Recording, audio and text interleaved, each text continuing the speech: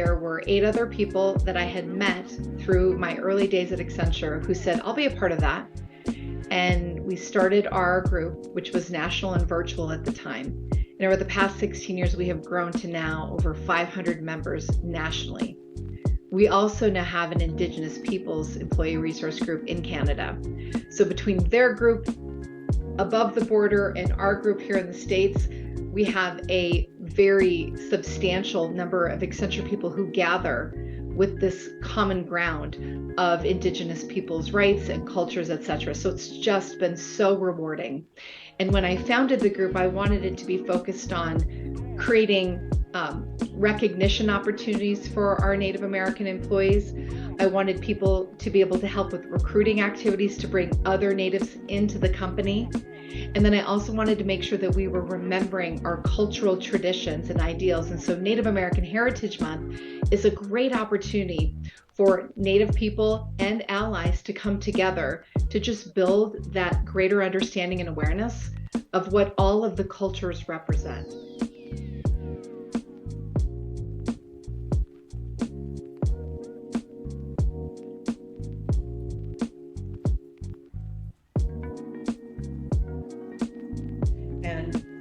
We know that early on when we started our business, there were a lot of people in the community that would go and park outside of tribal government buildings, and or children that would go to casinos, tribal casinos, to get internet access where you could sit in a lobby.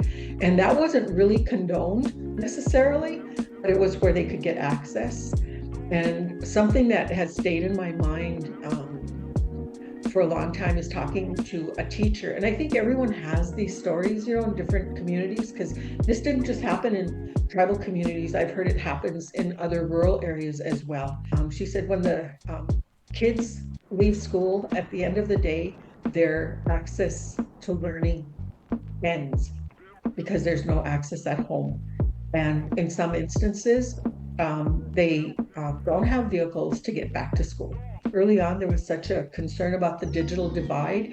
And I know, like, the way we thought of it, and I've said it multiple times, is I saw digital opportunity where tribes could look at this and say, you know what, it's time that we started to do this ourselves.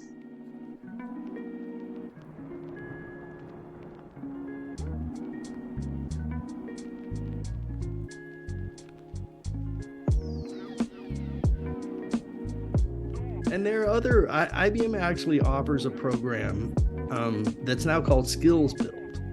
That's free online training that is offers a variety of what we call these kind of new collar careers, right? That are more skills based.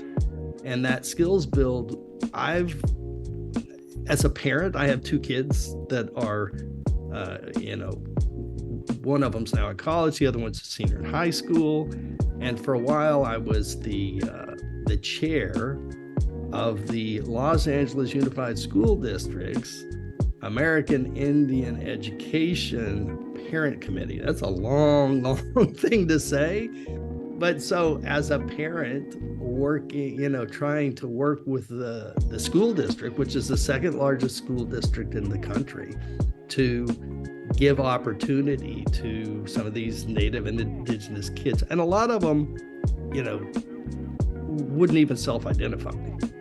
So getting them kind of doing a lot of outreach was necessary, but we did leverage IBM Skills Build, or the Skills Build program, and during COVID, to offer some online learning that was free, that was kind of gamified, and you could earn badges from it. So it was cool. I had my kids even go through it and then get a badge in, artificial intelligence or something. So I thought that was a really great way to expose kids to technology, to expose these students, give them an idea of what's out there in terms of careers in STEM.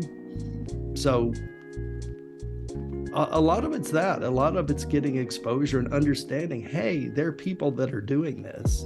If they can do it, I can do it too.